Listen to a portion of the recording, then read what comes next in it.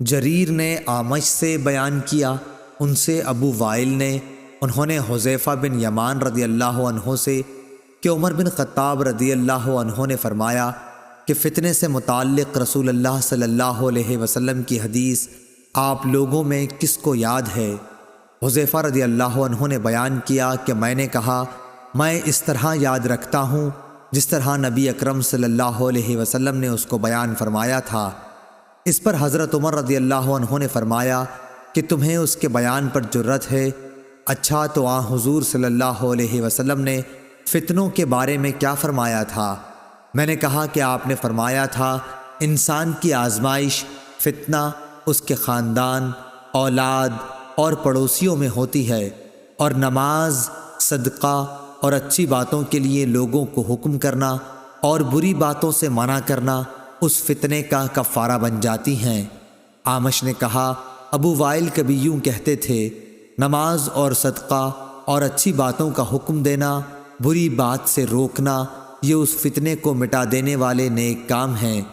پھر اس فتنے کے متعلق عمر رضی اللہ عنہ نے فرمایا کہ میری مراد اس فتنے سے نہیں، میں اس فتنے کے بارے میں پوچھنا چاہتا ہوں جو سمندر کی طرح ٹھاٹے مارتا ہوا پھیلے گا۔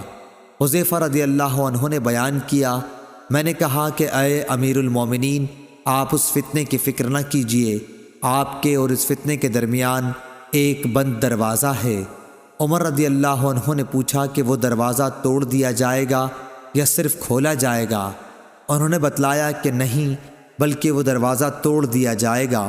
اس پر عمر رضی اللہ عنہ نے فرمایا کہ جب دروازہ توڑ دیا جائے گا تو پھر کبھی بھی بند نہ ہو سکے گا۔ ابو وائل نے کہا کہ ہاں۔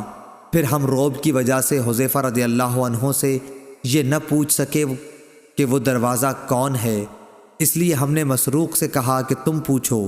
انہوں نے کہا کہ مسروق رضی اللہ عنہ نے پوچھا تو حذیفہ رضی اللہ عنہ نے فرمایا کہ دروازے سے مراد خود حضرت عمر رضی اللہ عنہ ہی تھے۔ ہم نے پھر پوچھا تو کیا عمر رضی اللہ عنہ جانتے تھے کہ آپ کی مراد کون تھی؟ انہوں نے کہا ہاں، جیسے دن کے بعد رات کے آنے کو جانتے ہیں، اور یہ اس لیے کہ میں نے جو حدیث بیان کی وہ غلط نہیں تھی۔ صحیح بخاری حدیث نمبر 1435۔